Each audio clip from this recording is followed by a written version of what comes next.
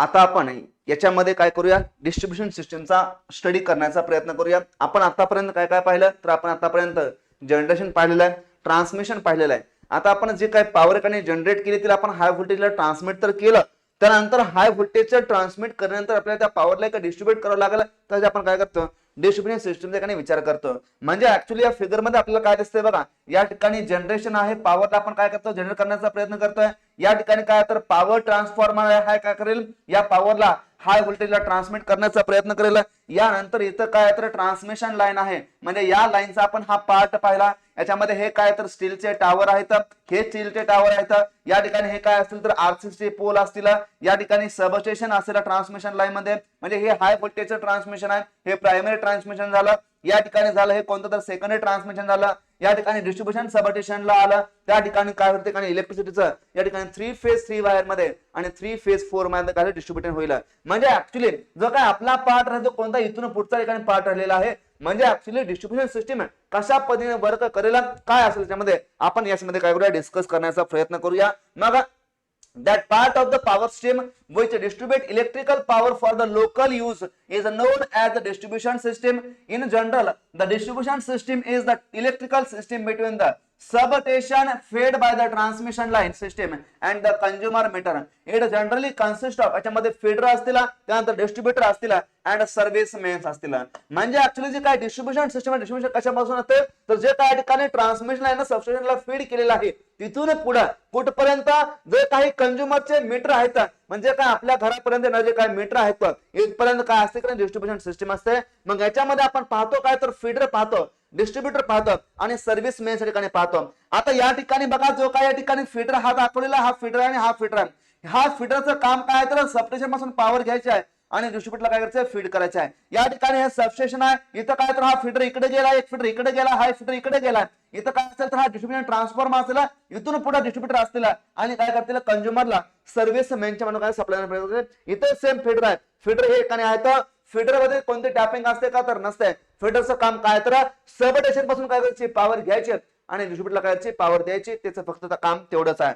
आता service men's म्हणजे काय असते, it is a line or conductor which connects the consumer to the distributor directly is known as a serviceman. म्हणजे actually हे काय तर एक लाईन असेल, त्यालाच आपण केबल असं म्हणूया किंवा त्यालाच आपण सिंपली काय म्हणूया तर कंडक्टर असं म्हणूया. याचा मेजर काम काय तर काय करायचं, पॉवर घ्यायची कुठपासून तर डिस्ट्रीब्युशन पासून पॉवर घ्यायची आणि कंझ्युमरला देण्याचा प्रयत्न करायचा. It designed as per the load connected to the consumer side. याचं डिझाइन करतो आपण तर लोड किती आहे कसा आहे त्यानुसार. It is directly connected to the energy meter of the consumer. हा कुठे असतो कनेक्टेड तर एनर्जी मीटरला कनेक्ट असतो. It terminated at a point where the supply conductor enters in the consumer premises. म्हणजे फॉर एक्झाम्पल कंझ्युमर आहे तर कंझ्युमरचा meter box असेल त्यामध्ये हे काय होते, टर्मिनेट होण्याचा प्रयत्न करते. Feeder, a feeder is a line or conductor that connects the substation to the distributor is known as a feeder. आपण याच्याबद्दल ऑलरेडी डिस्कस केला आहे इंट्रोडक्शन पॉवर सिस्टम मध्ये, परत आपण एकदा याच्याबद्दल सांगण्याचा प्रयत्न करतो.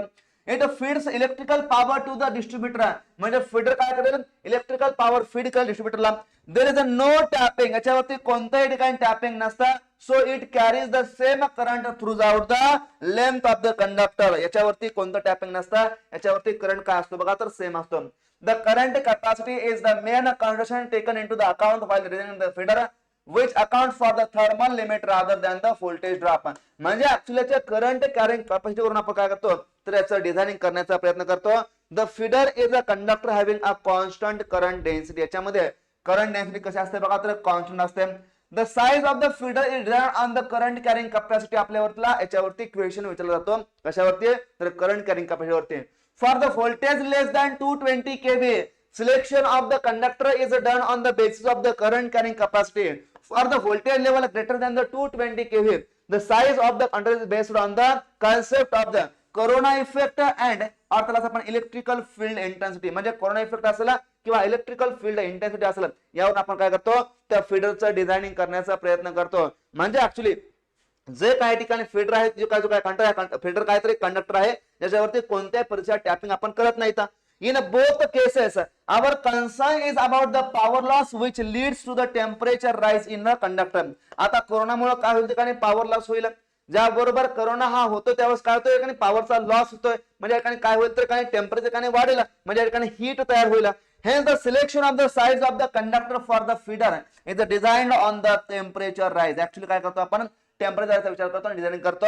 The size of the distributor is design based on the voltage drop. कशावरती असते तर व्होल्टेज ड्रॉप वरती असते. आता डिस्ट्रीब्युटर आहे a conductor in which is various consumer are connected to the service mains is known as the distributor. म्हणजे distributor काय बघा सर्व्हिस मेन्स ला कनेक्ट करणारा काय तर हा एक दुवा आहे. म्हणजे कंझ्युमरला सर्व्हिस मेन्सच्या थ्रू कनेक्ट करणारा हा काहीतरी दुवा आहे. म्हणजे in case of the distributor आपण काय करतो टॅपिंग प्रोव्हाइड करतो. त्या टॅपिंग कोणी असतात तर सर्व्हिस मेन्स असतात आणि सर्व्हिस मेन्स काय करतील तर कंझ्युमरला या ठिकाणी सप्लाय देण्याचा प्रयत्न करतील. It mainly used to distribute the electrical power to the various consumer. The number of tapping are taken. याच्यामध्ये टॅपिंग असतात का तर असतात. Hence it has a different current along its length. म्हणजे याच्यावरती करंट कसा असतो डिफरंट असतो. While designing the distributor, voltage drop along the length is taken into the consideration. आपल्याला काय करायचं डिस्ट्रीब्युटर डिझाइन करायचं आहे. या ठिकाणी आपण काय करतो तर व्होल्टेज ड्रॉपला घेण्याचा प्रयत्न करतो आणि व्होल्टेज ड्रॉप हे काय तर ठिकाणचं मेन कन्सिडरेशन आहे. म्हणजे या केस मध्ये काय तर टॅपिंग आहे का तर यस या ठिकाणी टॅपिंग आहे. या ठिकाणी व्होल्टेज ड्रॉपच्या बेसिसवरती आपण काय करतो डिझाइनिंग करतो कारण करंट हा या ठिकाणी काय तर प्रत्येक पार्ट मध्ये सेम आहे का तर नाही आहे. Fluctuation of the voltage at the consumer terminal should be not be increased beyond the permissible limit. म्हणजे हे परमिसिबल लिमिट किती असायला पाहिजे तर ±6% ऑफ द रेटेड व्हॅल्यू असायला पाहिजे. कुठं तर काही कंझ्युमरच्या टर्मिनल मध्ये. म्हणजे ऍक्च्युअली जे काय परमिसिबल लिमिट आहे व्होल्टेजचे व्हॅल्यू किती आहे तर ±6 आहे. कुठं तर कंझ्युमरला जे आपण सप्लाय देऊया त्या केस मध्ये. म्हणजे जे काय आपण फिगर मध्ये जे काय 3 पार्ट पाहिले कोणते कोणते पाहिले तर या फिगर मध्ये हा फीडर होता. या ठिकाणी ही लाईन कोणत्या डिस्ट्रीब्युटर आहे आणि या ठिकाणी ह्या काय टॅपिंग आहे टॅपिंग कोणत्या तर सर्व्हिस मेनच्या आहेत. म्हणजे ऍक्च्युअली फीडर काय करेल तर सबस्टेशन पासून पॉवर घ्यायला आणि डिस्ट्रीब्युटरला काय पॉवर देण्याचा प्रयत्न करेल. अशा पद्धतीने डिस्ट्रीब्युटर काय करेल या फीडर पासून पॉवर घ्यायला आणि सर्व्हिस मेन्सला पॉवर देण्याचा प्रयत्न करेल. सर्व्हिस मेन्स काय करेल या डिस्ट्रीब्युटर पासून पॉवर या ठिकाणी घेण्याचा प्रयत्न करेल आणि कुठे देईल तर कंझ्युमरला देण्याचा प्रयत्न करेल. म्हणजे या सर्व्हिस मेनच्या इथं कोण असतील तर या ठिकाणी असतील कोण तर कंझ्युमर असतील. कोण असतील तर कंझ्युमरचे मीटर असतील. या गोष्टी आपल्या याच्यामध्ये लक्षात ठेवायच्या आहेत. आपण डिस्कस केलेलं आहे याच्याबद्दल बेसिक मध्ये.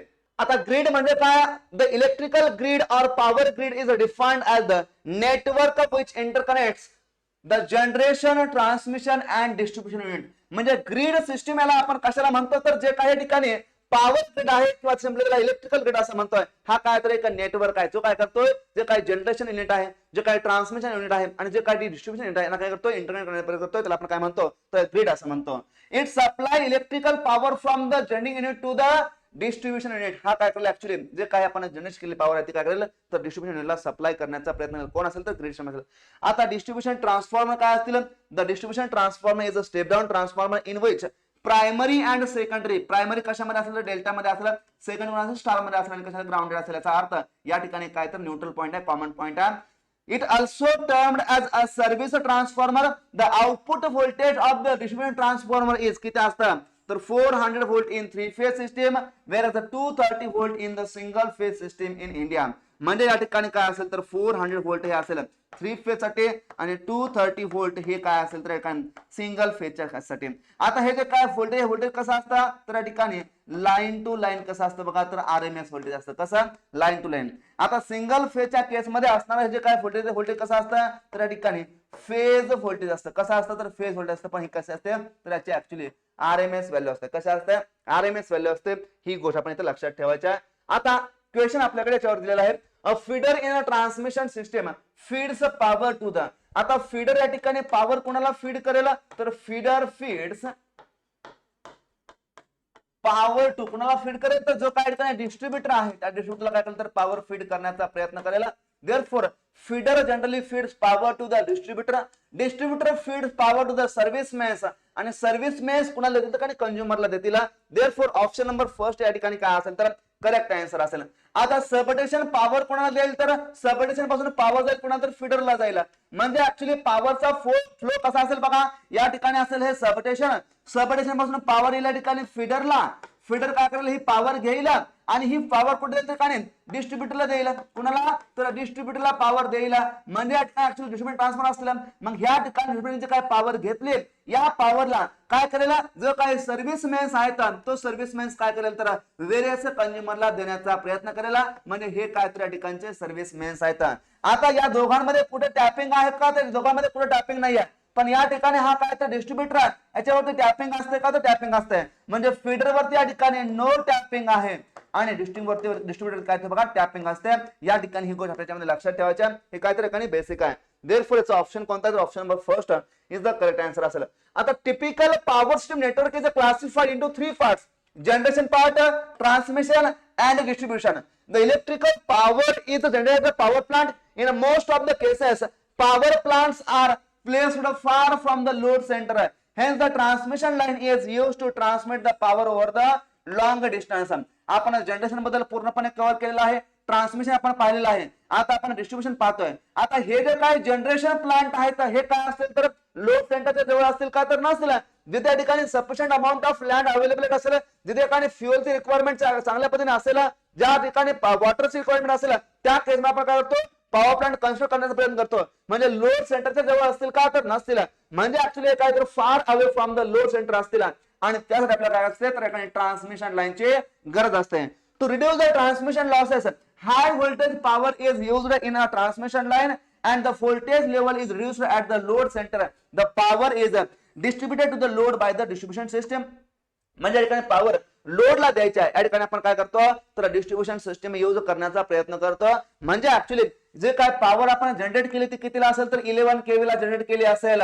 मॅक्झिमम पॉसिबल आहे 33 केव्ही. कुठे आहे तर आय थिंक कोरबा एनटीपीसी इथं आहे. आता या पॉवरला आपण काय करतोय तर ट्रान्समिट करतोय. कुठे करतो आपण तर हाय व्होल्टेजला ट्रान्समिट करण्याचा प्रयत्न करतो. रिझन काय तर हाय व्होल्टेजला ट्रान्समिट केल्यानंतर लॉसेस काय होतील कमी होतील. लॉसेस कमी झाले की एफिशियन्सी काय होईल वाढेल. अगेन व्होल्टेजची लेवल वाढते, कॉस्ट एरिया कंट्रोलचं काय होईल तर कमी होईल. मटेरियल कमी लागेल, कॉस्ट या ठिकाणी काय होईल तर सेव्हिंग ऑफ मटेरियल मध्ये होईल, म्हणजे व्हॉल्यूम या ठिकाणी काय लागेल तर कमी लागेल. हे सर्व त्याचे काय तर ऍडव्हान्टेज आहेत. म्हणून 11 केवीला जनरेट केले म्हणून 11 केवीला ट्रान्सफर करायचे का तर नाही करायचे.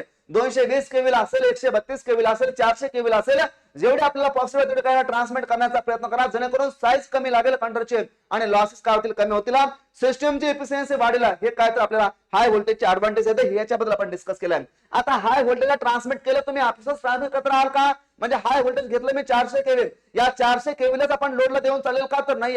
या हाय व्होल्टेजला काय आपल्याला स्टेप डाऊन करायला लागेल ट्रान्सफॉर्मर मधून, त्याला आपण म्हणतो डिस्ट्रीब्युशन ट्रान्सफॉर्मर. आपल्याला जर लोडला पॉवर द्यायचं 400 केव्ही देऊन चालेल का तर नाही. आपल्याला 11 kV in case of 3 phase requirement असेल आणि सिंगल फेजच्या केसमध्ये 400/220 व्होल्ट ही रिक्वायरमेंट असेल, म्हणजे आपल्याला पॉवरला स्टेप डाऊन करावं लागेल, व्होल्टेजला स्टेप डाऊन करावं लागेल. म्हणजे ऍक्च्युअली आपल्याला डिस्ट्रीब्युशन नेटवर्कची गरज कुठं आहे तर जे काय हाय व्होल्टेज आपण ट्रान्समिट करतोय फक्त ट्रान्समिशनच करतोय. आपला जर लोडला पॉवर द्यायची असेल तर आपल्याला काय डिस्ट्रीब्युशन सिस्टम करायला लागेल, म्हणून आपण काय करतो डिस्ट्रीब्युशन सिस्टम पाहण्याचा प्रयत्न करतो. मग आपल्याकडे जे काय पॉवर प्लांट आहे त्या पॉवर प्लांट नुसार आपण ट्रान्समिशन, डिस्ट्रीब्युशन आणि या ठिकाणी जनरेशनच्या फिगर असे पाहतो. याच्यामध्ये काय तर जनरेट केले आहे, इथं ट्रान्समिशन होत आहे, इथं हा काय तर डिस्ट्रीब्युशन सबस्टेशन आहे आणि या ठिकाणी काय असेल तर कंझ्युमर असतील जे काही ठिकाणी व्हेरियस टाइपचे असतील या फिगर मध्ये दिसत आहे. आता types of electrical power distribution system, आपण ट्रान्समिशन पाहिलं, आपण जनरेशन पाहिलं, आपल्याला डिस्ट्रीब्युशन बद्दल बोलायचं. मग याही ठिकाणी काय तर टाइप आहेत. मग याच्यामध्ये according to nature of supply कोणते कोणते आहेत तर एसी असेल आणि डीसी असेल. According to type of connection, म्हणजे कनेक्शन कसं आहे, रेडियल आहे, रिंग आहे की इंटरकनेक्टर, असं काय 3 टाइप पडतात. आणि according to the type of the construction, मग याच्यामध्ये ओव्हरहेड कन्स्ट्रक्शन आहे की अंडरग्राउंड आहे. म्हणजे ऍक्च्युअली जे काय डिस्ट्रीब्युशन सिस्टम आहे तिला आपण क्लासिफाय करतोय, आपण नेचर सप्लाय असेल, नंतर कनेक्शन असेल आणि कन्स्ट्रक्शनच्या बेसिसवरती असेल. मग याच्यापैकी आपल्याला जे कोणती इकॉनॉमिकल आहे ते आपण काय करूया यूज करण्याचा प्रयत्न करूया. एसी म्हणजे काय तर एसी डिस्ट्रीब्युशन करायचं, डीसी म्हणजे काय तर डीसी करायचं, लोडला पॉवर देण्याचा प्रयत्न करायचा, याचं काय तर सिंपल मिनिंग आहे. Classification according to nature of the supply, मग सप्लाय आपण काय करतो एसी आणि डीसी काय करतो क्लासिफाय करतो. आता एसीच्या केसमध्ये आपण काय करतो, the in most of the condition the power consumer or load requires AC power, therefore the electrical power is generated, transmitted and distributed in the form of the AC power. Because of an AC voltage can be easily step up and step down with the help of the transformer according to the voltage level in the AC distribution system, further classified as primary distribution system and secondary distribution. म्हणजे actually जे काही AC आहे त्या AC पॉवरला आपण काय करतो, जिथे लोडची रिक्वायरमेंट ही एसीच आहे म्हणजे ऍक्च्युली पॉवर आपण जनरेट करतो कुठं, तर एखादी पॉवर प्लांट मध्ये. कोणती पॉवर असते, तर एखादी एसी पॉवर असते. म्हणजे जनरली मोस्ट ऑफ द केसेसमध्ये एसी पॉवरला जनरेट केलं जातं, त्यानंतर एसी पॉवरला ट्रान्समिट केलं जातं आणि एसी पॉवरला डिस्ट्रीब्यूट केलं जातं. कारण मोस्ट ऑफ द लोडची डिमांड काय असते, एसी पॉवर असते, म्हणून आपण काय करतो, यूज करतो. आता या ठिकाणी डिस्ट्रीब्युशन मध्ये पण आपण प्रायमरी डिस्ट्रीब्युशन पाहतो आणि सेकंडरी डिस्ट्रीब्युशन पाहतो. म्हणजे ऍक्च्युली प्रायमरी केसमध्ये काय व्होल्टेज लेवल जास्त असेल, जो त्या ठिकाणी लार्ज साईजचे कंझ्युमर असतील, लार्ज साईजचे कंझ्युमर असतील, किंवा सिम्पली आपण काय करूया, तर इंडस्ट्रीला काय करूया, तर आपण प्रायमरी सप्लाय देण्याचा प्रयत्न करूया. कोणाला, तर इंडस्ट्रीला. म्हणजे हा सप्लाय किती असेल, फॉर एक्झाम्पल हा असेल 11 केवीचा असेल किंवा हा 33 केवीचा असेल, कुणाला, तर प्रायमरी डिस्ट्रीब्युशन केसमध्ये.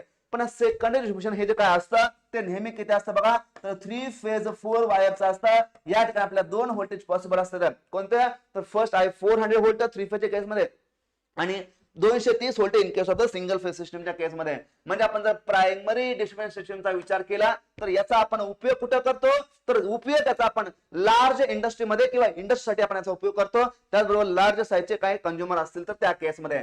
म्हणजे या ठिकाणी commonly used primary distribution voltage are 11 kV असेल, 6.6 केव्ही असेल, 3.3 केव्ही असेल, काही केसमध्ये 33 केव्ही सुद्धा काही इंडस्ट्रीला रिक्वायरमेंट असते, त्या केसमध्ये दिलं जातं. हे झालं primary distribution. The primary distribution done by generally काय असतं, आपण 3 फेज 3 वायर साइन करतो. या आपण सर्व गोष्टी पाहिल्यात कुठं, तर टिपिकल लेवा ऑफ आवर्स मध्ये आपण सर्व गोष्टी कव्हर केलेल्या आहेत. म्हणून मी काय करतो, थोडंसं फास्ट जाण्याचा प्रयत्न करतोय.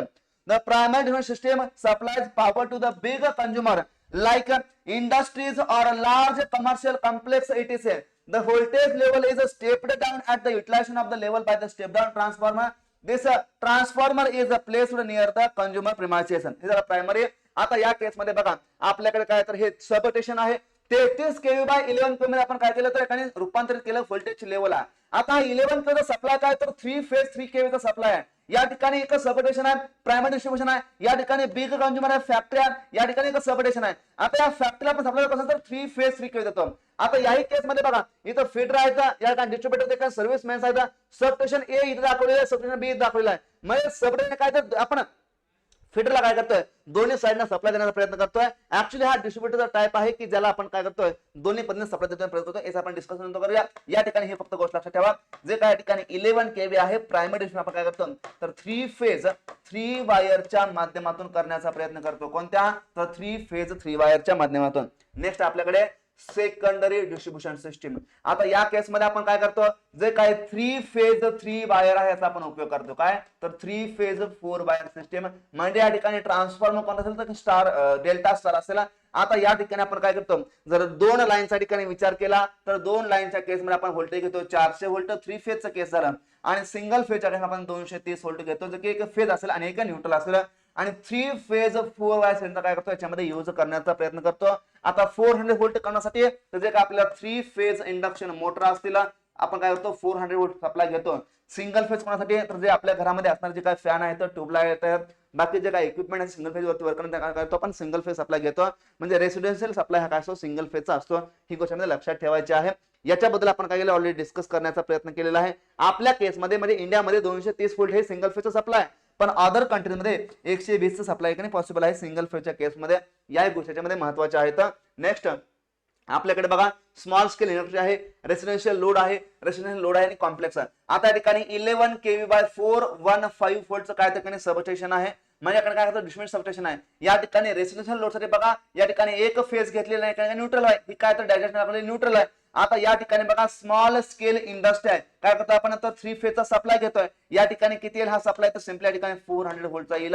या ठिकाणी रेसिडेन्शियल लोड आहे, आपण काय करतो एक फेज घेतो आणि काय तर न्यूट्रल आहे. म्हणजे इथे सप्लाय किती असेल, फॉर एक्झाम्पल इथं असेल 230 व्होल्टचा सिंगल फेज सप्लाय असेल. आणि तेच आपल्याला याही फिगर मध्ये दाखवलेलं आहे. हाऊस आपण कनेक्ट करतो एका फेज मध्ये आणि न्यूट्रल मध्ये. आणि जे काही लार्ज स्केलचे जे काही इंडस्ट्री आहेत किंवा जे काही स्मॉल स्केल असतील in case of the secondary distribution त्या आपण काय तो 400 केव्हीचा सप्लाय 400 व्होल्टचा सप्लाय देतो, जो काही 3 फेजचा लोड आहे. या गोष्टीमध्ये या गोष्टी लक्षात ठेवायच्या आहेत. नेक्स्ट आहे डीसी डिस्ट्रीब्युशन सिस्टीम मध्ये आपण काय पाहिले, तर आता टाइप पाहिले एसी आणि डीसी आपण पाहिला. Again most of the load connected to the power system is AC load, but there is that certain application where we require the DC power To fulfill this application, we use a DC power in the distribution system, and this system is known as a DC distribution system. म्हणजे आपण AC बद्दल discuss केलं आतापर्यंत. आता काही लोडची requirement काय असताना डीसी ची गरज असते, या केस मध्ये आपण काय करतो, डीसी चा डिस्ट्रीब्युशन सिस्टम यूज करतो.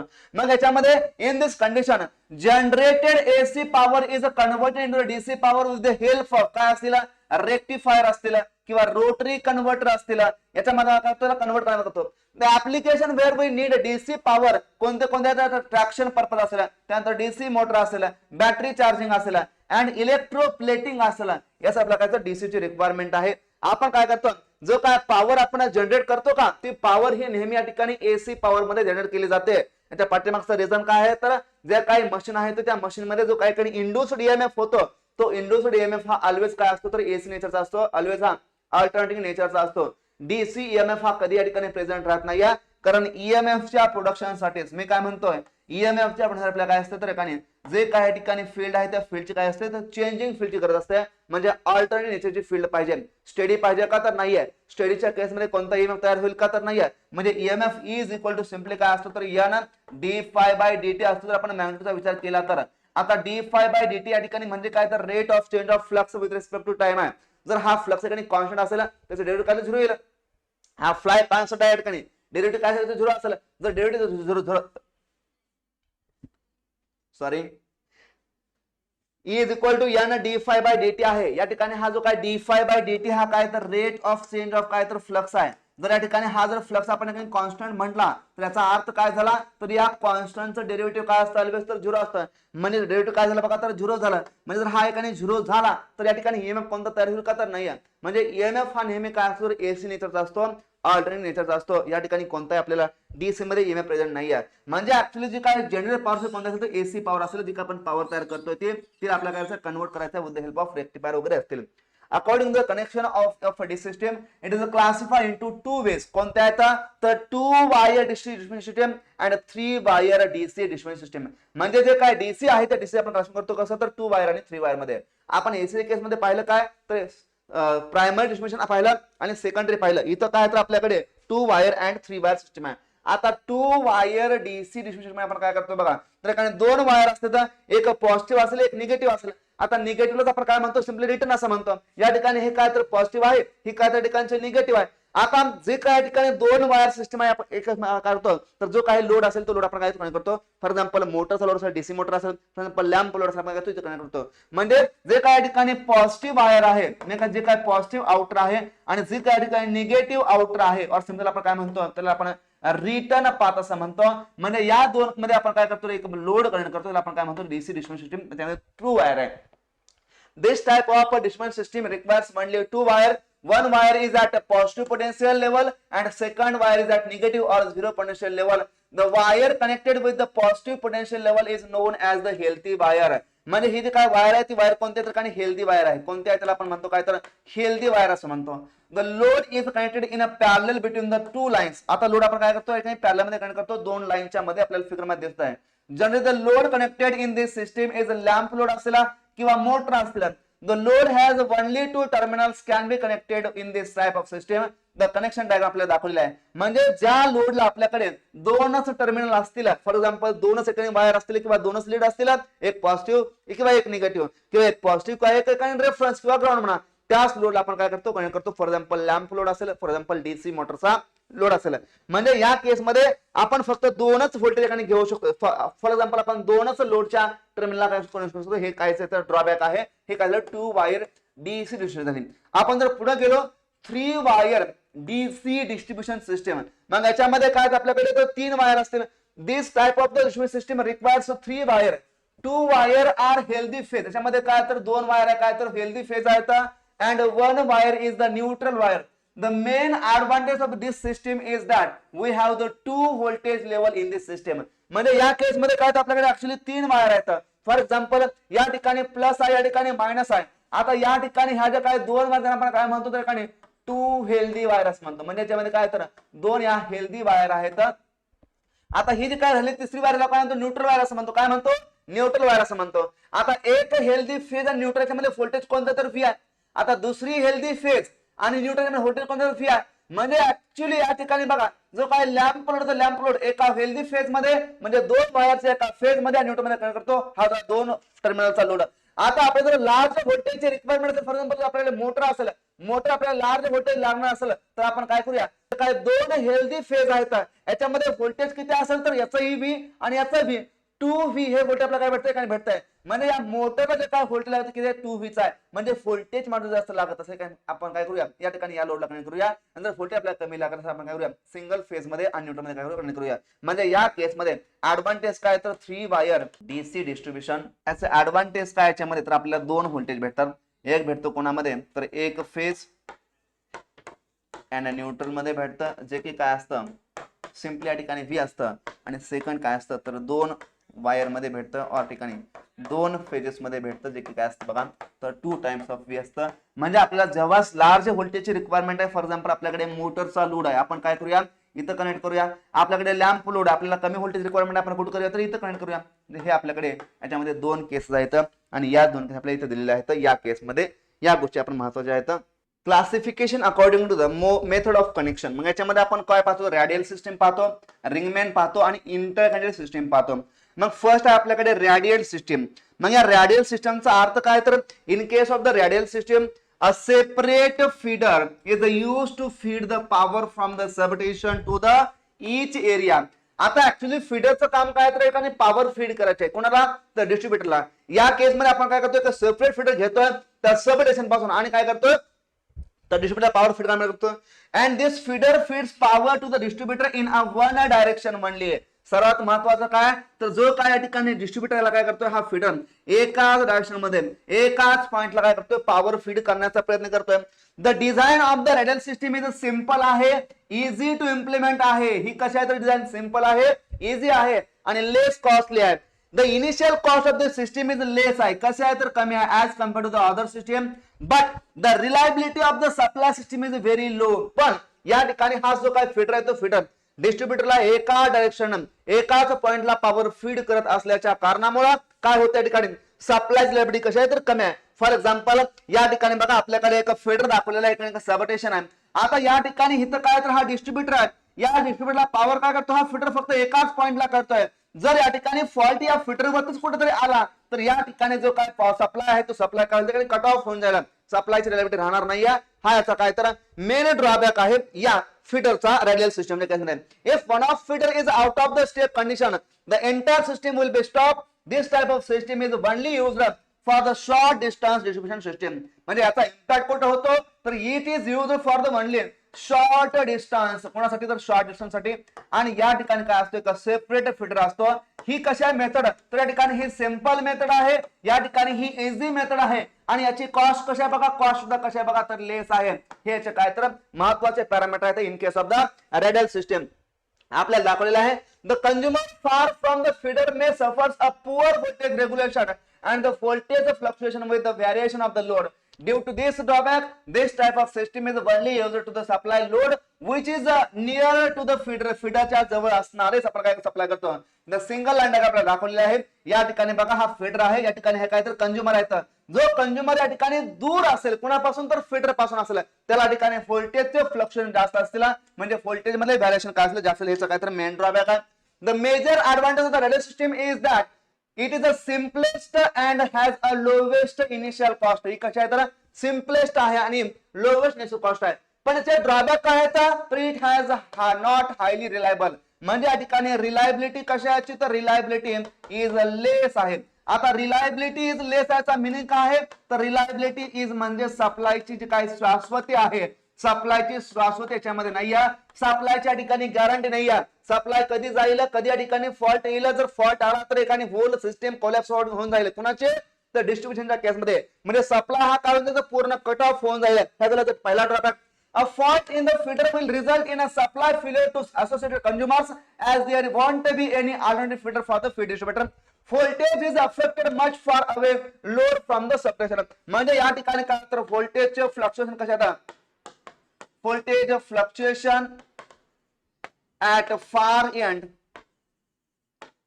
आर मोर, याच्यामध्ये कसे मोर व्होल्टेजचे फ्लक्शन आहेत, हे काय त्याचे ड्रॉबॅक आहेत, कोणाचे ते रेडियलचे. याचे ऍडव्हान्टेज काय तर सर्वात सिंपल आहे, सर्वात इझिएस्ट आहे आणि लेस कॉस्टली आहे. पण ड्रॉबॅक हाच आहे की याच्यामध्ये जर फॉल्ट आला तर सिस्टीम कोलॅप्स झाली, रिलायबिलिटी सप्लायची गेली. आणि या केसमध्ये काय आहे तर व्होल्टेज फ्लक्शन भेटते लोडच्या साईडला, म्हणजे फार एंडच्या साईडला. म्हणून आपण काय करतो, रिंग मेन सिस्टीम कडे येतो. कोणाकडे, ring main. In the ring main system, the distribution transformer is connected in a loop supplied by the substation from one end. It means each distribution transformer has two different ways to connect with the substation. A single line diagram of the ring main system is shown in figure. आता आपल्याला एक single line diagram दाखवलेला आहे. याच्यामध्ये काय आहे तर each distribution transformer has a two different way to connect the substation. या ठिकाणी फॉर एक्झाम्पल हा सबस्टेशन आहे, या ठिकाणी हा डिस्ट्रीब्युशन ट्रान्सफॉर्मर आहे, याही ठिकाणी डिस्ट्रीब्युशन ट्रान्सफॉर्मर आहे आणि याही ठिकाणी हा डिस्ट्रीब्युशन ट्रान्सफॉर्मर आहे. फॉर एक्झाम्पल माझ्या सिस्टीम मध्ये काय आला, फॉल्ट आला. फॉर एक्झाम्पल फॉल्ट हा माझ्याकडे कुठे आला तर इथं आला. या फीडरला जर फॉल्ट या ठिकाणी आलेला असेल तर त्या फीडरला मी काय करूया, या ठिकाणी फॉल्टला काही रिमूव्ह करायचा आहे, आयसोलेट करूया. जर याला मी आयसोलेट करण्याचा प्रयत्न केला तर या सबस्टेशन पासून या इकडे पॉवर खाली झिरो झाली. मग आपल्याला काय होईल तर या सगळ्या पॉवर इकडे अशा पद्धतीने या बसच्या मागे काय झालं तर याला जाण्याचा प्रयत्न केला. म्हणजे जर फॉल्ट या ठिकाणी आला तरी मला या डिस्ट्रीब्युटरला पॉवर देता येईल का तर या ठिकाणी देता येईल. म्हणजे याचा ऍडव्हान्टेज हा आहे की याला जो काही या ठिकाणी आपल्या डिस्ट्रीब्युटर ट्रान्सफॉर्मर आहे याला आपण काय करतोय तर दोन पद्धतीनं, म्हणजे एक तर पद्धत ही होती पहिली बिफोर द फॉल्ट आणि दुसरी कोणती, दुसरी पद्धत आपल्याकडे ही होती. म्हणजे या डिस्ट्रीब्युशन ट्रान्सफॉर्मरला मला दोन पद्धतीने काय होतं, एक सप्लाय येत होता. पण जरी फॉल्ट या ठिकाणी झाला तर फॉल्टच्या केसमध्ये हा सेक्शन गेला तर या सप्लाय येऊ शकतो का तर येऊ शकतं. म्हणजे या केसमध्ये सप्लायची रिलायबिलिटी होते का तर होते as compared to the previous section. म्हणजे ते दिलेलं आहे. It means that each distribution transformer has a two different way to connect with the substation. म्हणजे सबस्टेशनला कनेक्ट करायचा आहे कुणाला तर फॉर एक्झाम्पल याला कनेक्ट करायचा आहे. याचे दोन वे कोणते झाले तर हा एक झाला इथूनचा पहिला वाला आणि हा एक झाला इथूनचा दुसरा वाला.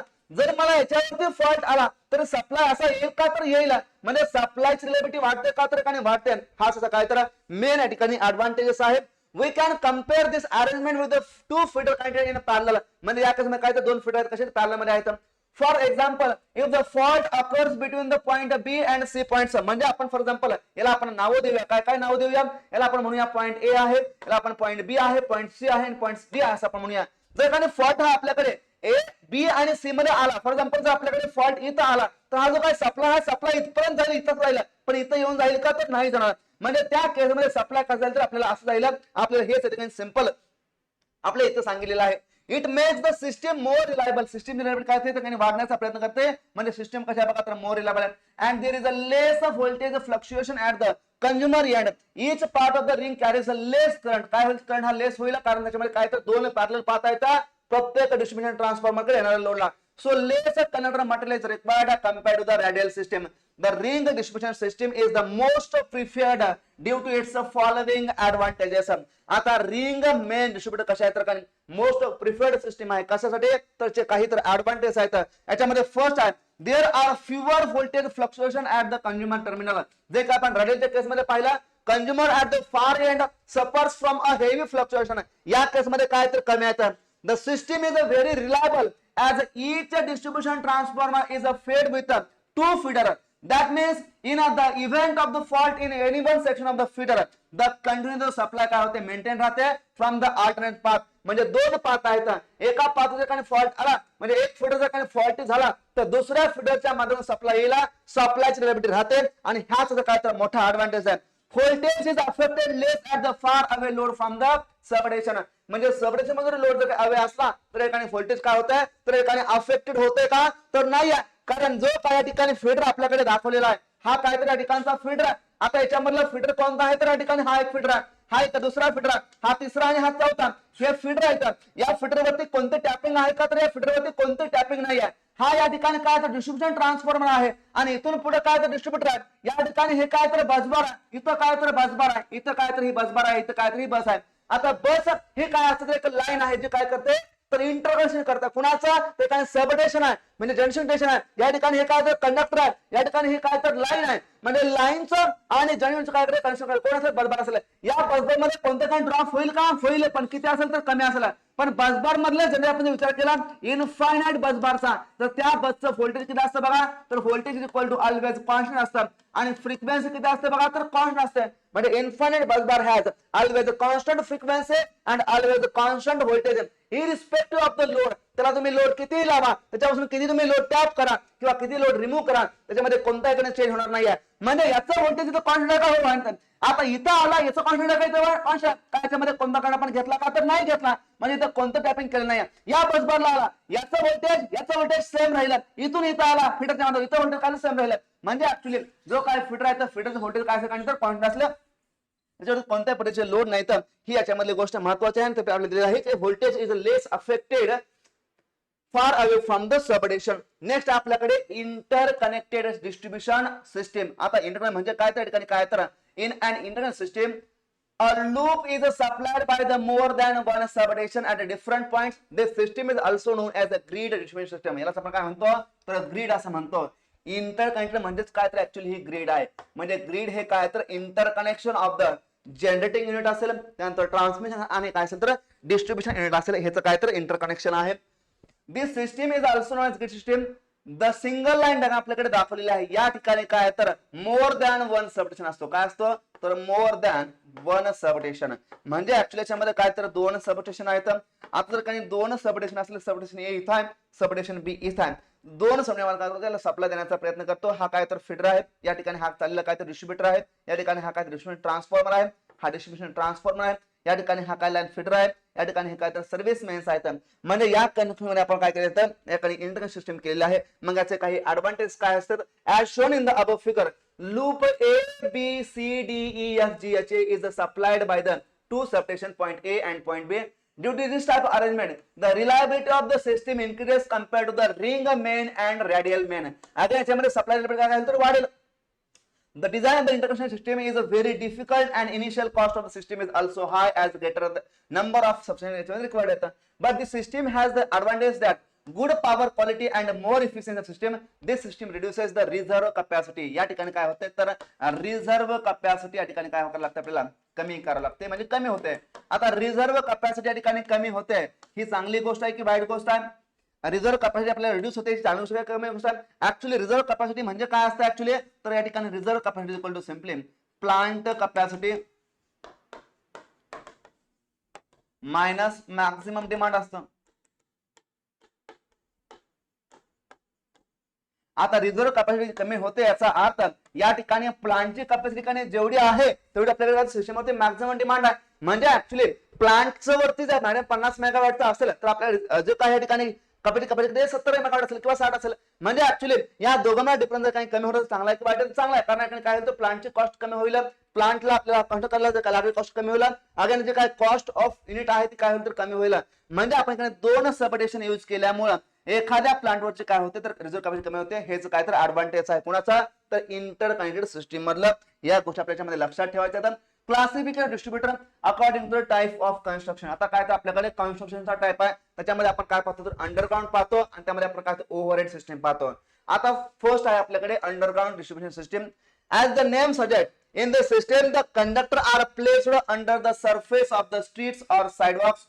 The underground distribution system is safer than the overhead distribution system, but the initial cost याच्यामध्ये काय तर हाय असते. काय असते इनिशियल कॉस्ट याच्यामध्ये हाय असते, because it requires the stretching असेल, कंडक्ट असतील, मॅनहोल असेल आणि स्पेसिफिक केबल असतील. म्हणजे ऍक्च्युअली जे काय याची कॉस्ट आहे ती कॉस्ट किती असेल बघा, तर cost is approximately equal to 5 to 10 times of overhead system असेल कोणाची तर यूजी केबलची किंवा अंडरग्राउंड सिस्टमची. ओव्हरहेड काय म्हणतात बघा, if the overhead distribution system the conductor are mounted on a wooden, concrete or steel pole असतील. This system is also known as a conventional system for the distribution of the network. The conductor is placed on the poles. There are more chances of the fault and hazards compared to the underground distribution system, but in the initial cost of this overhead system less. The overhead transmission line system is the more flexible compared to the underground system, because in this system the permanently placed ones is installed, hence it is safe easy for the load expansion and laying the new line. the conductors are placed over the surface so that the appearance of the system is not good as and the underground distribution system. म्हणजे ओव्हरहेडचा advantage काय त्याच्यामध्ये fault location कसं आहे तर is आहे आपल्या line like सकाळचं आपण कसं करू शकतो. म्हणजे याच्यामध्ये काय तर हे व्हेरियस ठिकाणी ऍडव्हान्टेज आहेत कोणाचे तर ओव्हरहेडचे. अगर याची कॉस्ट कशी तर कमी आहे याला आपण काय इझिली इन्स्टॉल करू शकतो इझिली आपण कंट्रोल करू शकतो. हे काय त्याचे ऍडव्हान्टेज आहेत कोणाच्या केसमध्ये तर या ठिकाणी ओव्हरहेड सिस्टमच्या केसमध्ये. पण आपण तरी पण आपण अंडरग्राउंड सिस्टमला का जातोय कारण जिथे या ठिकाणी आपल्याला ओव्हरहेड पॉसिबल नाही आहे त्या केसमध्ये आपण काय करतो तर काही अंडरग्राउंड कडे जातो. हे या ठिकाणी महत्वाचा पॉइंट आहे. ओके. आता requirement of the distribution system.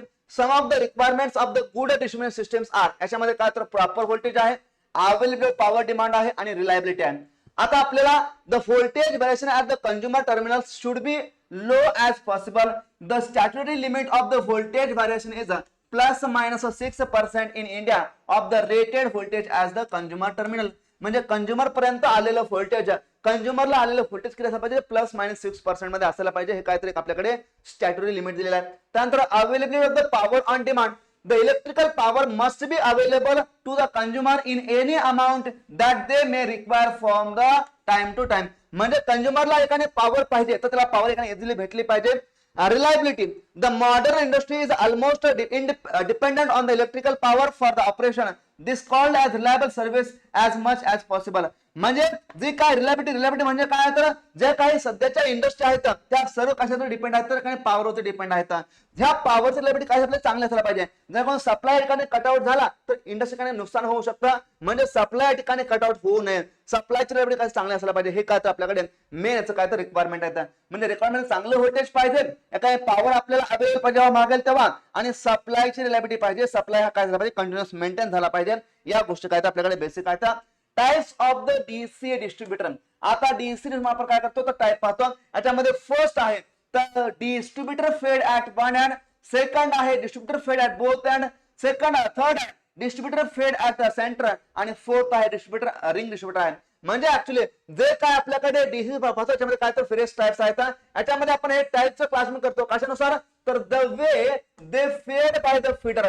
म्हणजे जे फीडर आपण ज्या पद्धतीने फेड करण्याचा प्रयत्न करतो फीडर ज्या पद्धतीने सप्लाय देण्याचा प्रयत्न करेल यासाठी काय तर 4 टाइप्स आहेत. त्याच्यामध्ये जे फर्स्ट आहेत आपल्याकडे फेड at one end, both end, at the centre आहे आणि त्यानंतर आहे रिंग डिस्ट्रीब्युटर. याच्यामधला फर्स्ट आहे डिस्ट्रीब्युटर फेड ऍट वन एंड. म्हणजे फॉर एक्झाम्पल आपल्याकडे फिगर दिसत आहे. या फिगर मध्ये फॉर एक्झाम्पल आपल्याकडे हा काय डिस्ट्रीब्युटर आहे. या डिस्ट्रीब्युटर आपण एकाच एंडला या ठिकाणी फेड करण्याचा प्रयत्न केला. हा काय तर या ठिकाणचा फीडर आहे आणि हा या ठिकाणचा काय तर डिस्ट्रीब्युटर आहे. हा काय तर डिस्ट्रीब्युटर आहे.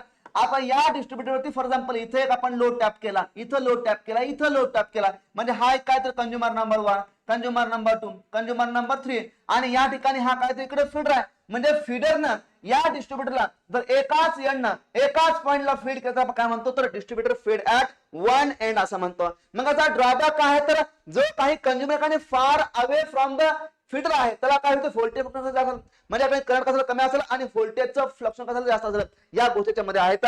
In this type of feeding the distributor is connected to the supply at the one end and the load are taken at the different points along the length of the distributor. आता load आपण कुठे घेणार इथे घेणार. इथे tapping कोणते असते का तर नसते कारण फीडर वरती कोणत्याही प्रकारचे टॅपिंग नसते. ते दाखवलेले आहे फिगर मध्ये दाखवलेलं आहे. या ठिकाणी ह्या पॉइंट ए ला काय आलेलं तर फीडर आलेला आहे. आता इथून पुढे आपल्याला काय दिसतंय बघा या पॉइंटला आलेला हा आपल्याकडे काय तर फीडर आहे. हा पॉइंट ए आहे. इथून पुढे हा काय तर डिस्ट्रीब्युटर आहे. काय आहे तर डिस्ट्रीब्युटर याला आपण ए बी हा काय डिस्ट्रीब्युटर आहे. या ठिकाणी हा लोड एक इथं घेतला, हा लोड इथं घेतला आणि हा लोड इथं घेतला. सपोज या ठिकाणी हा करंट काय आला आपल्याकडे तर I3 आला. आता I3 हा करंट कुठे यायला पाहिजे इथून यायला पाहिजे. इथं करंट सपोज या ठिकाणी I2 आला तर इथला करंट काय I2 प्लस काय असायला पाहिजे तर सिंपली या ठिकाणी I3 असायला पाहिजे. इथं करंट हा I1 असला तर इथं करंट कोणता असायला पाहिजे तर simply I1 plus I2 plus I3 current यायला पाहिजे. म्हणजे ऍक्च्युली जो काही ठिकाणी डिस्ट्रीब्युटर आपण काय करतो एका एंडला फेड करण्याचा प्रयत्न करतो या केसमध्ये आपण काय करतो लोड अशापर्यंत टॅप करण्याचा प्रयत्न करतो. फिगर आपल्याला दाखवलेला आहे.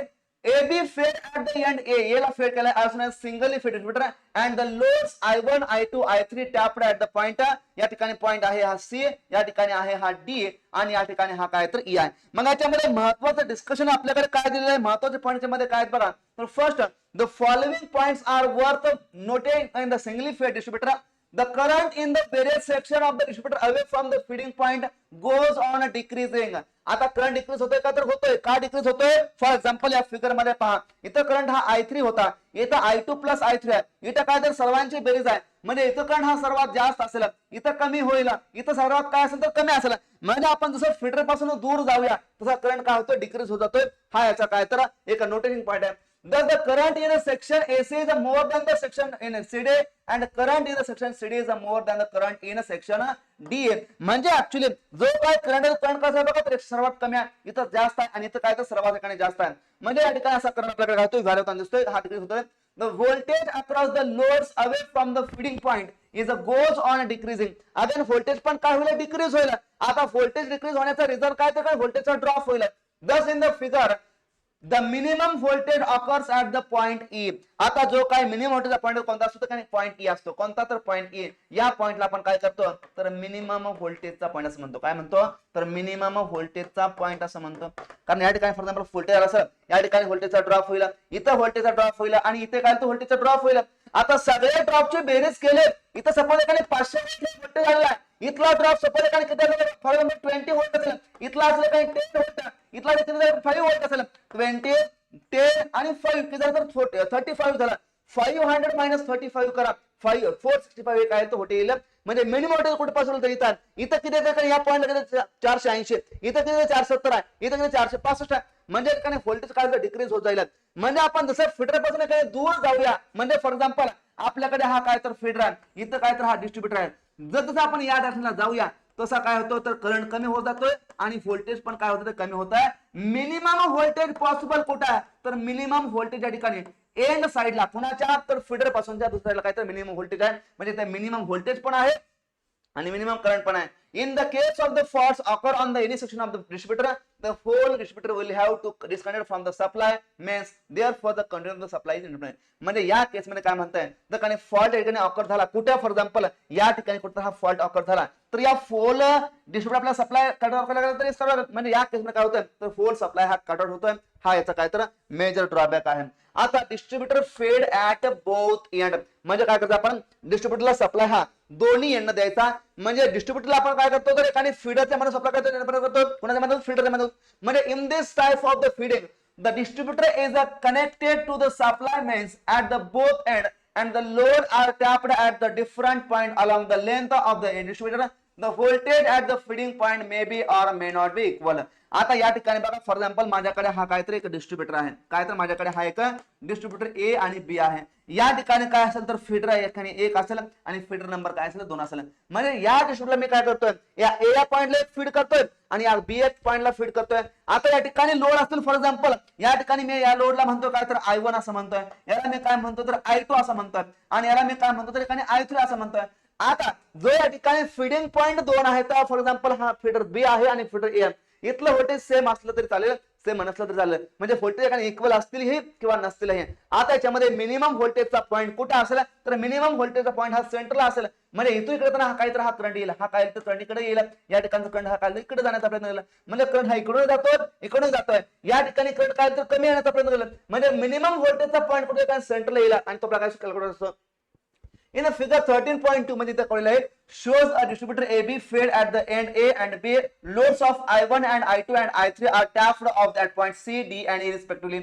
Here the load voltage goes on decreasing as we move away from the one feeding point, say A, reaches a minimum value and then again starts rising and reaches a maximum value when we reach at the other feeding point. याचा अर्थ या ठिकाणी voltage for example हे 400 व्होल्टचे voltage आहे, किती 400 व्होल्टचं, हे व्होल्टेज काय डिक्रीज होत जाईल, डिक्रीज होत जाईल. या ठिकाणी मिनिमम व्होल्टेजचा पॉइंट आला, नंतर या ठिकाणी व्होल्टेज फॉर एक्झाम्पल 300 व्होल्टचं व्होल्टेज असणार, या ठिकाणी डिक्रीज होईल डिक्रीज होईल डिक्रीज होईल डिक्रीज होईल डिक्रीज होईल आणि इथपर्यंत दिलं. या ठिकाणी मिनिमम व्होल्टेज पॉइंट आपल्याला भेटला, जर की इथे एक्झॅक्ट सेंटर असेल का तर नसेल, तो डिपेंड ऑन कशावरती लोड आहे. म्हणजे इथं व्होल्टेज काय असेल, फॉर एक्झाम्पल मिनिमम व्होल्टेज असेल, जर आपण इथून पुढे जाण्याचा प्रयत्न केला असा इथपर्यंत डिक्रीज होत जाईल, इथून पुढे या व्होल्टेज मध्ये ऍडिशन होईल आणि व्होल्टेज काय वाढत जाईल. म्हणजे आपला मॅक्झिमम व्होल्टेज येत आहे, मॅक्झिमम व्होल्टेज येत आहे, पण जसं आपण या फीडिंग पॉईंट पासून एखाद्या आतमध्ये जाऊया, दूर जाण्याचा प्रयत्न व्होल्टेज काय मिनिमम होईल, म्हणजे इथं काय मिनिमम होईल, पुढे गेलो तर काय होईल आपल्याला वाढत जाईल, हे आपल्याला दिलेलं आहे. The minimum voltage occurs at the some load point and is never fixed. हे फिक्स असेल का? नसेल. It is shifted with the variation of the load on the different section of the distributor. म्हणजे हे कशावर आहे तर लोडवर डिपेंड आहे. लोड हा कुठे जास्त आहे, कुठल्या क्षेत्रामध्ये जास्त आहे त्यावरती काय तर हे या ठिकाणी व्होल्टेजची मिनिमम व्हॅल्यू डिपेंड आहे. इथपर्यंत सर्वांना क्लिअर आहे का? क्लिअर असेल अशी आशा करतो. हा डिस्ट्रीब्युटर फेड ऍट बोथ एंड आहे. दोन्ही एंडला काय केलं, डिस्ट्रीब्युटरला आपण सप्लाय देण्याचा प्रयत्न केलेला आहे. आता याचे ऍडव्हान्टेज काय आहेत बघा. If fault occur on any feeding point of the distributor, the continuity of the supply is maintained from the other feeding point. For example, या ठिकाणी सपोज या ठिकाणी इथं कुठेतरी फॉल्ट आला असेल, कुठं तर या ठिकाणी ह्या फीडिंग पॉइंटला फॉल्ट आला असेल तर त्या केसमध्ये सप्लाय इकडून येईल का तर येईल, आपल्याकडे ते सांगितलेलं आहे. In case of the fault on any section of the distributor, the continuity of the supply is maintained from the other feeding point. राहील का तर राहील.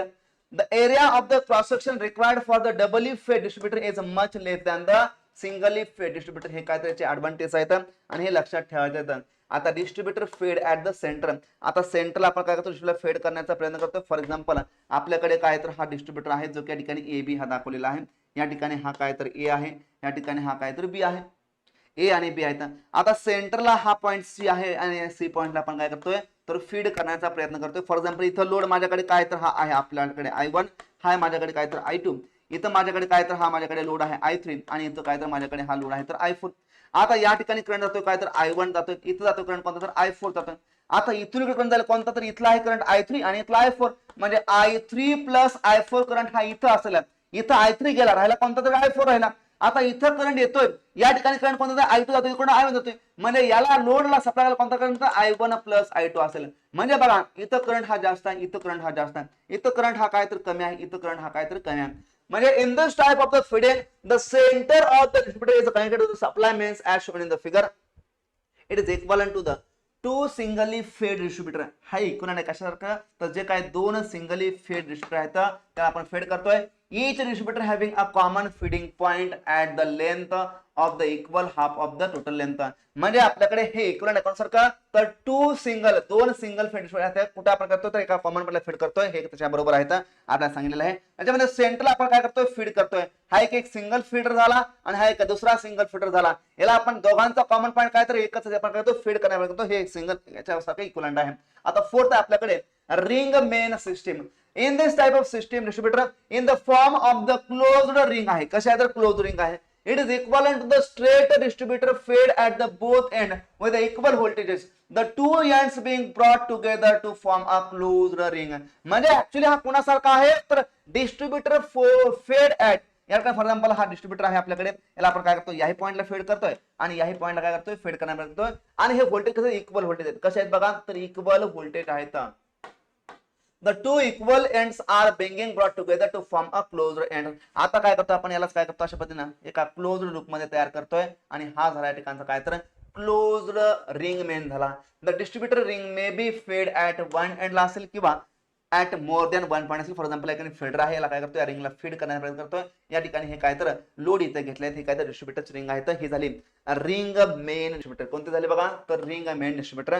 याही गोष्टी आपल्याच्यामध्ये महत्वाच्या आहेत, लक्षात ठेवायच्या आहेत. आता फर्स्ट आहे आपल्याकडे महत्वाचा डीसी डिस्ट्रीब्युटर फेड ऍट वन एंड. आणि या ठिकाणी लोड कसा आहे तर कॉन्सन्ट्रेटेड लोडिंग आहे. कशा आहे तर कॉन्सन्ट्रेटेड लोडिंग आहे.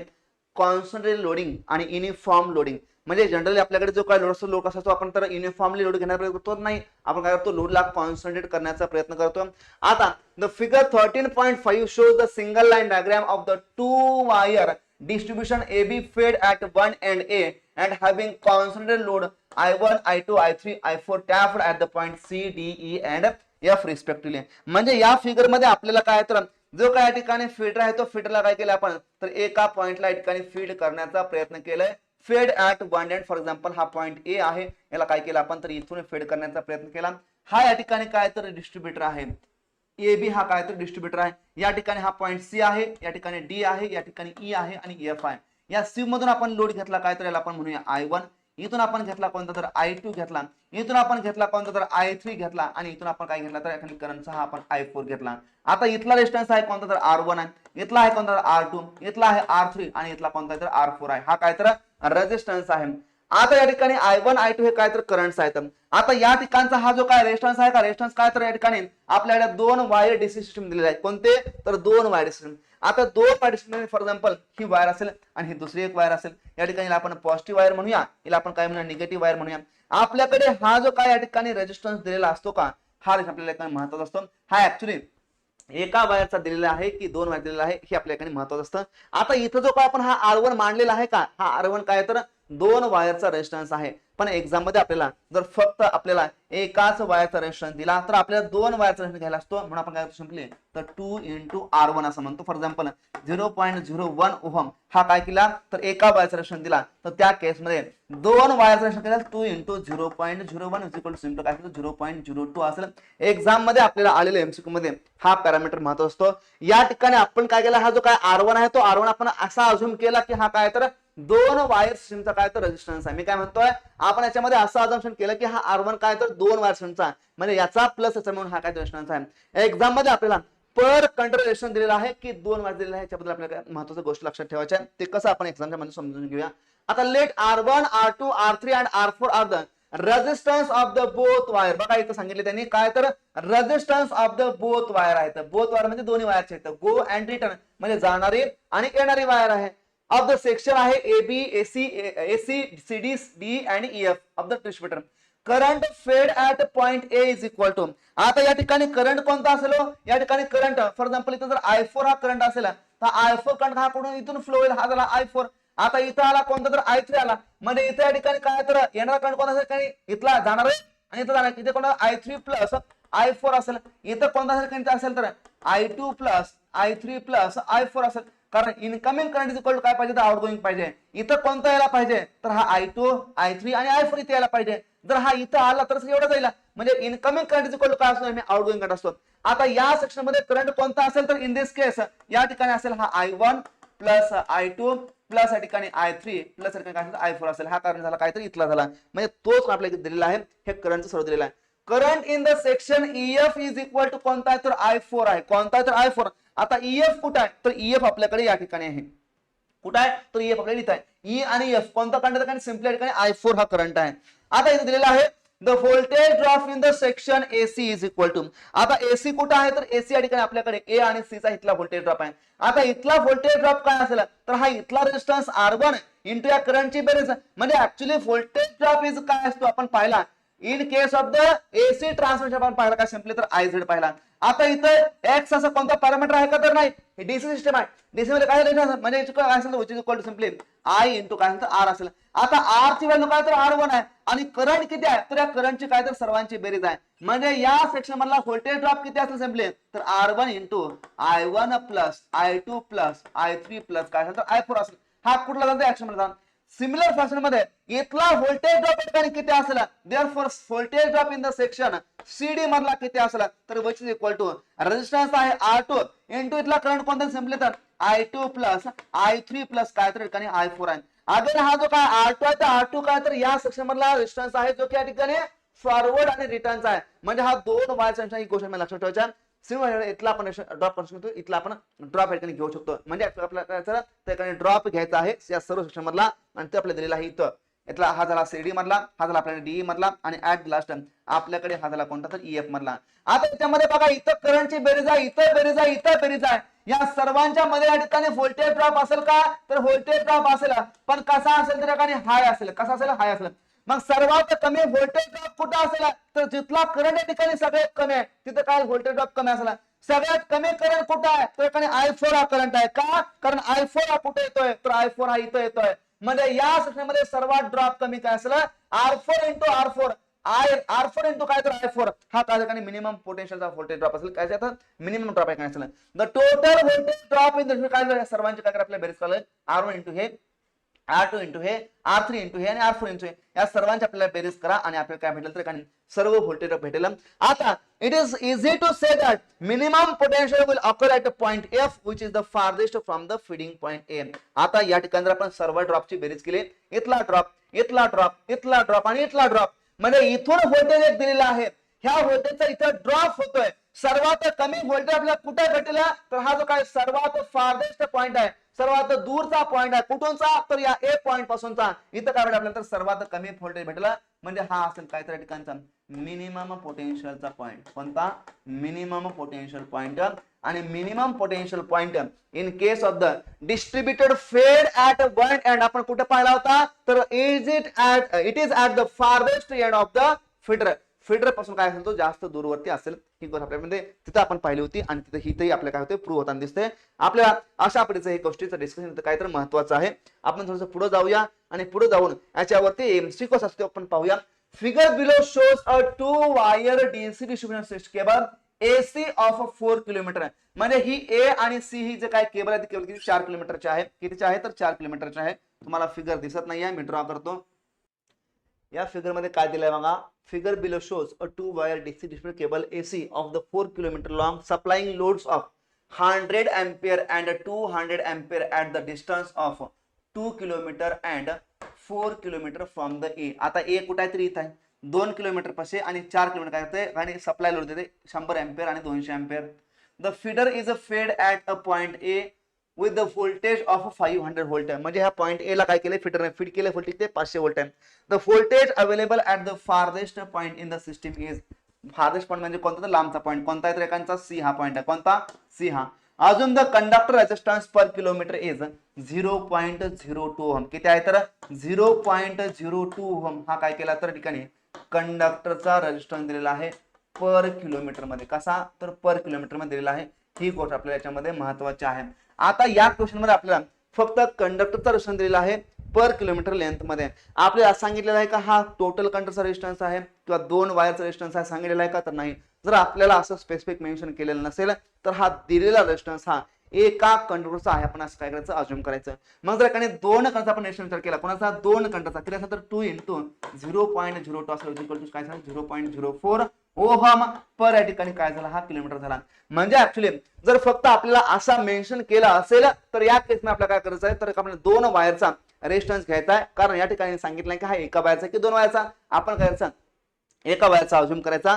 2 वायरचा 0.04 ओहम पर किलोमीटर झाला. आता या ठिकाणी सेक्शन ए आणि बी मध्ये किती किलोमीटर आहे तर 2 किलोमीटर आहे. म्हणजे या केस मध्ये किती बघा R A B is equal to म्हणजे simply resistance in section A B is equal to काय असेल तर या ठिकाणी 0.04 हा काय झाला पर किलोमीटर मध्ये आहे. आता आपली लेंथ किती 2 किलोमीटर आहे. म्हणजे सिम्पली काय करा तर 2 किलोमीटर या ठिकाणी मल्टिप्लाय करण्याचा प्रयत्न करा.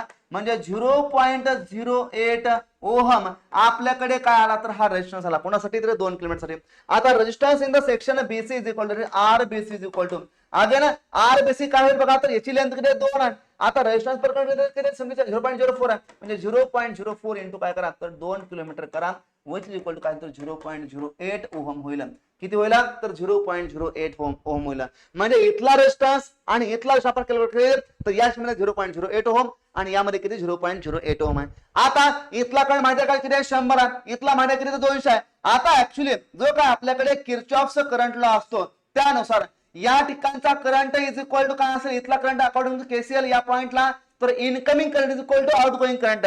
मग या ठिकाणी इनकमिंग कोणता हा सिंगल इनकमिंग आहे. आता इनकमिंग इज इक्वल टू किती असेल तर इथून आउटगोइंग किती आहे तर हा आउटगोइंग एक आहे आणि हा आउटगोइंग दुसरा आहे. म्हणजे याची बेरीज किती हा 100 आणि हा 200 इथं किती असेल तर 300 ओहम असेल. किती 300 एम्पियर असेल. ओहम असेल का नसेल एम्पियर असेल. म्हणजे इथला करंट किती 300 एम्पियर आहे. या 300 पैकी जर इथे 100 जात असेल राहिले 200 कुठे जायला किती जायला कुठे तर इथं जायला. म्हणजे आपला सेक्शन ए बी मधला करंट भेटतोय किती आहे तर सेक्शन ए बी मधला current simply I A B किती तर 300 एम्पियर आहे आणि सेक्शन बीसी मधला करंट किती सिम्पली तर 200 एम्पियर आहे. किती आहे तर 200 एम्पियर आहे. आपल्याकडे करंट भेटला आपल्याकडे रेजिस्टन्स भेटला व्होल्टेजचा ड्रॉप कॅल्क्युलेट करा आणि आपल्याला इथला व्होल्टेजचा व्हॅल्यू काढा. आता या ठिकाणी voltage drop in the section A B किती असेल बघा. Voltage drop in the section A B is equal to simply I A B into काय असेल तर आर ए बी असेल विच इज इक्वल टू किती असेल तर 0.08 इंटू सिम्पली किती तर 300 करा विच इक्वल टू 24 व्होल्ट होईल. हा ड्रॉप कुठे झाला इथं झाला. म्हणजे या मध्ये ड्रॉप किती झाला तर यातला ड्रॉप झाला किती 24 व्होल्टचा. किती 24 व्होल्टचा. म्हणजे 500 व्होल्ट इथं होता 24 चा ड्रॉप झाला. या पॉइंटला व्होल्टेज किती आला असेल तर या पॉइंटला व्होल्टेज आलं किती तर 476 आलं. किती आलं तर 476. आता आपण voltage drop in section BC बघूया. आता voltage drop in section BC is equal to काय असेल, that is VBC is equal to voltage drop in section BC is equal to काय असेल, तर इथला रेजिस्टन्स किती आहे तर सिंपली आरबीसी आहे. करंट किती आहे सिंपली आयबीसी आहे. सॉल्व करा. आरबीसी किती आहे तर सिंपली 0.8 आहे. किती तर 0.08 आहे इंटू आय इन बीसी किती आहे सिंपली तर आय इन बीसी 200 आहे. काय करा सिंपली 200 मल्टिप्लाय करा विच इक्वल टू काय तर 16 व्होल्ट होईल. किती होईल 16 व्होल्ट होईल. म्हणजे ऍक्च्युअली याच्यामध्ये ड्रॉप किती आहे इथं तर इथून इथपर्यंत ड्रॉप आपल्याकडे आहे किती तर 16 व्होल्टचा आहे. किती 16 व्होल्टचा. म्हणजे इथं 476 व्होल्ट आलं, इथं 16 व्होल्टचा ड्रॉप आला म्हणजे 476 मायनस 16 460 येईल का तर या 460 ठिकाणी येईल. म्हणजे या पॉइंटला व्होल्टेज किती येईल तर सिंपली या पॉइंटला व्होल्टेज आपल्याला किती 460 व्होल्ट येईल. किती तर 460 व्होल्ट येईल. का कारण इथं झाला 24 व्होल्टचा ड्रॉप, इथं झाला 16 व्होल्टचा ड्रॉप. 24 व्होल्ट प्लस 6 व्होल्ट 40 व्होल्टचा ड्रॉप झाला. इथं होता 500 व्होल्ट, 500 मायनस 40चा ड्रॉप घ्या 460 व्होल्ट आपल्याला व्होल्टेज भेटलं कुठं तर पॉइंट सी ला. म्हणजे ऑप्शन नंबर कोणता असेल तर option number second will be correct answer असेल या केस मध्ये. म्हणजे याच्यावर आपल्याला कन्क्लुजन काय लिहिता येईल बघा. जो काही या ठिकाणी आपल्याकडे डिस्ट्रीब्युटर होता तो या ठिकाणी आपण काय केला होता पॉइंट ए ला फीड केला होता. या ठिकाणी हा पॉइंट बी होता आणि या ठिकाणी हा पॉइंट काय होता सी होता. आता इथं व्होल्टेज होतं किती तर 500 व्होल्ट होतं. किती तर 500 व्होल्ट. इथं आपण कॅल्क्युलेट केलं किती आलं तर या ठिकाणी आलं 476 व्होल्ट आणि इथे या ठिकाणी आलं किती तर 460 व्होल्ट. किती आलं 460 व्होल्ट. इथं आपल्याकडे करंट आला होता किती तर 200 अँपिअर आपल्याकडे दिला होता. इथं होता आपल्याला किती 100 अँपिअर होता. या सेक्शनला करंट किती होता 300 अँपिअर होता. किती 300 अँपिअर. इथला करंट किती होता सिंपली 200 अँपिअर या ठिकाणी होता. म्हणजे जसं आपण या ठिकाणी फीडर पासून कुठून तर फीडर पासून आपण जसं दूर दूर जाऊया तसं काय होतं बघा तर व्होल्टेजची व्हॅल्यू काय होते कमी होते. काय होते व्होल्टेजची व्हॅल्यू कमी होते. अगेन जसं आपण फीडर पासून दूर दूर जाऊया तसं करंट पण काय होतं या ठिकाणी कमी होतोय. म्हणजे आय पण काय होतोय कमी होतोय. इथं किती होता 300 होता, इथे कितीला 200 आला. कितीला 200 आला. म्हणजे मिनिमम पोटेन्शियलचा पॉइंट, मिनिमम व्होल्टेजचा पॉइंट, मिनिमम व्होल्टेजचा point in case of the distributor फेड ऍट वन एंड ओनली कुठं असेल तर ऍट द फारदेस्ट एंड और ऍट द फार away from the feeding point. हे याच्यामधलं काय तर महत्वाचं कन्क्लुजन आहे. जर आपल्याला इथं कोणी ड्रॉप विचारला असेल इथं किती व्होल्टेज असेल तर या ठिकाणी काय करायचं सिंपली इथला व्होल्टेज ड्रॉप घ्यायचा. या ठिकाणचा व्होल्टेज ड्रॉप किती असेल तर याचा रेजिस्टन्स इंटू इथला करंट घ्यायचा. हा झाला व्होल्टेज ड्रॉप. आता हे 500 व्होल्ट मायनस हा ड्रॉप करा इथलं पोटेन्शियल आपल्याला भेटलं. म्हणजे आपल्याला जर मिनिमम पोटेन्शियल कोणी विचारलं नसेल आणि व्होल्टेज ऍट पॉइंट बी कोणी विचारला असेल तर काय सिंपली इथला ड्रॉप मायनस करायचा. त्या केस मध्ये आपल्याला इथला विचार करायचा काय गरज आहे का ड्रॉपची नाही. फक्त आपल्याला पॉइंट बी ला विचारला आहे. जर तो फक्त एका पॉइंटनं फीड केलेला असेल तर त्या केस मधला. ओके आपल्याकडे हा दुसरा क्वेश्चन आहे. अ 2 wire DC distributor cable AB is a 2 kilometer long and supplies a load of 100 ampere, 150 ampere, 200 ampere and 50 ampere situated at a 500 meter, 1000 meter, say 160 meter and 2000 meter from the feeding at point A. एका पॉइंटला feed केलाय. Each conductor has a resistance of, आता इथे word दिलाय बघा काय दिलाय तर each conductor has a resistance of 0.01 ohm per 1000 meter. म्हणजे actually each conductor has resistance R is equal to 0.0 ohm per 1000 meter. म्हणजे काय तर पर किलोमीटर दिलाय. काय तर पर किलोमीटर सिंपल आपण 1000 मीटर लिहू शकतो. ही गोष्ट लक्षात ठेवायची. Calculate the potential drop at each load point if the potential difference of 300 volt is maintained at the point A. आता एक आपल्याला प्रत्येक पॉइंटला पोटेन्शियल ड्रॉप या ठिकाणी किती असेल ते आपल्याला सांगितलेलं पोटेन्शियल डिफरन्स आपल्याला विचारलेलं आहे. आता या ठिकाणी फिगर आपल्याकडे दाखवलेले आहे जे आपल्याला डेटा दिलेला आहे त्यानुसार. आता या ठिकाणी फिगर दिसतोय का बघा. या ठिकाणी AB हा काय तर डिस्ट्रीब्युटर आहे. याला काय केलं या ठिकाणी पॉइंट A ला फीड केलेलं आहे. या ठिकाणी हे 300 व्होल्टचा काय तर सप्लायचं व्होल्टेज आहे जे की इथं आपल्याला या ठिकाणी दिलेलं आहे. देअरफॉर या ठिकाणी बघा या ठिकाणी पॉइंट C आहे, पॉइंट D आहे, पॉइंट E आहे आणि पॉइंट B आहे. 100 अँपिअर इथे घेतला, 150 इथे घेतला, 200 इथे घेतला, 50 इथे घेतला. आता इकडून यायचं. इथं जर 50 आहे इथं तर इथे 50 यायला पाहिजे. इथं 200 आहे. हा 50 प्लस 200 ते 250 यायला पाहिजे. आता इथे 150 आहे म्हणजे हा इथला 150 प्लस इकडे 250 म्हणजे 400 इथे यायला पाहिजे का यायला पाहिजे. आता 100 इथं जातोय, 100 इथं आहे, 150 इथं आहे, 200 इथं आहे आणि 50 इथं आहे. या सर्वांची पण कुठे म्हणजे 500 अँपिअर काय पाहिजे इथे यायला पाहिजे. म्हणजे ऍक्च्युअली काय असेल तर हा सिम्पली केस आपल्याला करंट कॅल्क्युलेट करायला पाहिजे. आता आपल्याकडे जो काय रेशो दिला तो रेशो आपल्याकडे दिलेला आहे कसा तर सिम्पली आपल्याला एका करंटचा रेशो दिला आहे किती दिला आहे तर 0 पॉईंट सिम्पली आपल्याला दिलेला आहे किती तर 0 पॉईंट दिलेला आहे 0.01 ओहम पर काय दिलं तर 1000 मीटर दिलेला आहे म्हणजे ऍक्च्युअली हा रेजिस्टन्स आहे आपल्याकडे 0.01 ओहम पर 1000 मीटर आहे. आता आपल्याकडे काय ठिकाणी तर एका वायरचा रेजिस्टन्स आहे आपल्याला पहिल्यांदा 2 वाजन घ्यावं लागेल किती असेल simply 2 into 0.01 which equal to 0.02 per 1000 metre म्हणजे पर किलोमीटर आपल्याला रेजिस्टन्स घेतला का तर यस घेतला. आता फर्स्ट सेक्शन मध्ये आपल्याला बघायचं आहे resistance of the section AC म्हणजे फर्स्ट डिस्टन्स कुठे ठिकाणी फक्त 500 मीटर वरती आहे मग त्या समोर किती असेल तर सिम्पली 0.02 हा 2 वॅट झाला डिस्टन्स किती आहे 500 आहे पर 1000 मीटर किती आहे तर सिम्पली आपल्याला 0.02 आहे म्हणजे 0.02 इंटू 500 मीटर डिवाइड करा 1000 करा म्हणजे इक्वल टू 0.01 मीटर हा काय तर कारण पहिल्या क्षमला काय रेशो. सेकंड केस मध्ये डिस्टन्स किती आहे तर एकाने सेकंड केस मध्ये आहे किती 1000 मीटर आहे कुठून तर पॉइंट ए पासून म्हणजे सेकंड केस मध्ये RCD इज इक्वल टू काय असेल तर 0.02 इंटू 500 डिवाइडेड बाय काय तर 1000 ला. आता या ठिकाणी डिस्टन्स कसं घेतलं बघा इथलं केस मधलं आता या ठिकाणी आपल्याकडे एक केस होती पॉइंट इथला आता इथलं 500 मीटर आहे आता पॉइंट ए पासून इथलं डिस्टन्स किती आहे बघा तर 1000 आहे किती आहे तर 1000 मीटर हे काय इथलं डिस्टन्स आहे इथलं किती आहे तर 1000 आहे इथून हे 500 गेले राहिले किती 500 आता इथून इथलं किती आहे तर 1600 मीटर आहे इथलं 1000 झालं इथं काय तर 600 मीटर याची लेंथ येईल आता इथून इथलं किती 2000 आहे इथलं किती गेलं तर 1600 गेलं राहिले किती 400 मीटर झालं म्हणजे आपण जो काय करणार रेजिस्टन्स घेतोय पर सेक्शन मध्ये तो कसा घेतोय तर रेजिस्टन्स आहे एका वायरचा 2 वायरचा किती तर 0.02 कसा आहे तर 1000 मीटर साठी आहे इंटू आता डिस्टन्स किती एकच मध्ये 400 मीटर याला काय करा सिम्पली 400 ने मल्टिप्लाय करा हा जरा इथला रेजिस्टन्स सिमिलर फॅशनमध्ये जर इथला आपल्याला घ्यायचा असेल तर या केस मधला कसा असेल तर या केस रेजिस्टन्स 0.02 पर किती तर 1000 आहे इंटू काय डिस्टन्स किती इथलं तर 500 मीटर आहे किती तर 500 मीटर करा इथला येईल 0.01 ओहम काय 0.01 ओहम इथला किती सिम्पली ठिकाणी ह्या 2 0 हे 2 0 गेले 4 बे 2 4 आणि बे 5 10 0.04 डिवाइड सिम्पली 5 येईल म्हणजे आपण काय करतो अशा पद्धतीने रेजिस्टन्सचं कॅल्क्युलेशन करण्याचा प्रयत्न करतो. हा रेजिस्टन्स आपल्याकडे भेटला का हो भेटला.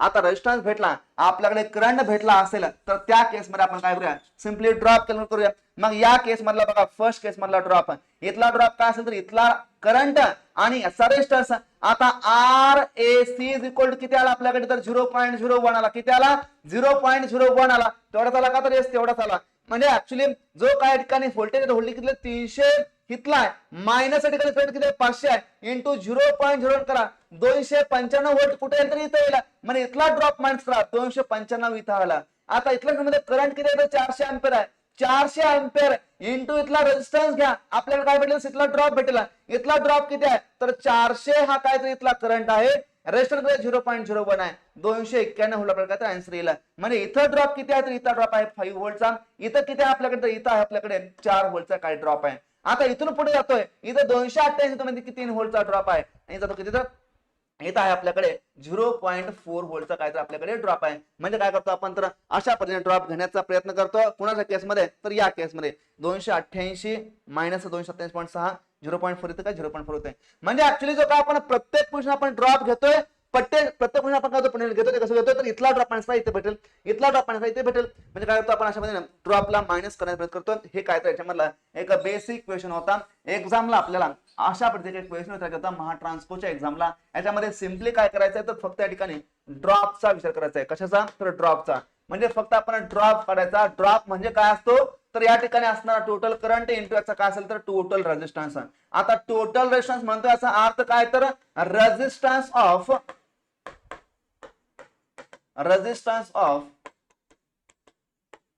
टू वायर सिस्टीम कोणाचा तर टू वायर सिस्टीमचा घ्यायचा पण कसा घ्यायचा जर तो एका वायर असेल तर डबल न मल्टिप्लाय करायचा आणि तो जर पर किलोमीटर मध्ये दिला असेल किंवा 1-2 मीटर दिला असेल काय सिम्पली याला डिस्टन्स ने काय करायचं मल्टिप्लाय करण्याचा प्रयत्न करायचा काय करायचा डिस्टन्स मिळायचा आपल्याला त्या प्रत्येक मला काय भेटेल करंट भेटेल या गोष्टीला लक्षात ठेवायचं. आता प्रत्येक पॉईंट आपल्याला पोटेन्शियल डिफरन्स भेटतोय पॉईंट सी मध्ये डी मध्ये ई मध्ये बी मध्ये हे काय तर आपल्याकडे अशा प्रकारचे क्वेश्चन आहे आपल्याकडे.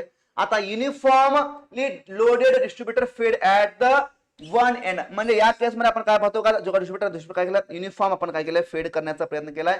फिगर 13.11 शो आता फिगर दाखवलेली आहे या ठिकाणी काय shows a single line diagram of two wire DC switch AB fed at the one end and loaded uniformly. म्हणजे या ठिकाणी काय लोड कसा आहे तर युनिफॉर्मली लोड आहे with I ampere per meter length.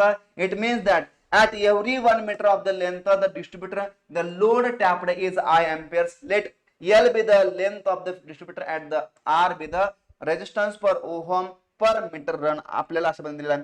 म्हणजे या केसमध्ये काय तर एक युनिफॉर्मली डिस्ट्रीब्युटर फिटर आहे. कोणता आहे तर युनिफॉर्मली डिस्ट्रीब्युटर, युनिफॉर्मली लोडेड. आता युनिफॉर्मली लोडेड याचा अर्थ काय तर प्रत्येक मीटरवरती जो काही करंट तो काय तर सेम आहे.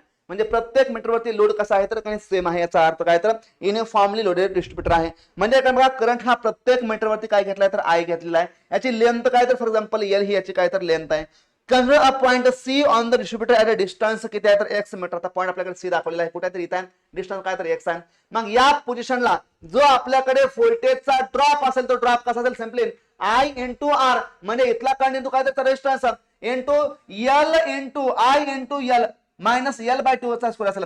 आता या ठिकाणी जो काय आपल्याकडे व्होल्टेज ड्रॉप ठिकाणी भेटेल सेक्शन कुठल्यामध्ये तर AB मध्ये, तो काय सिंपली तर which is equal to 1/2 times of काय भेटेल तर IR भेटेल. काय भेटेल तर 1/2 टाइम्स ऑफ IR भेटेल.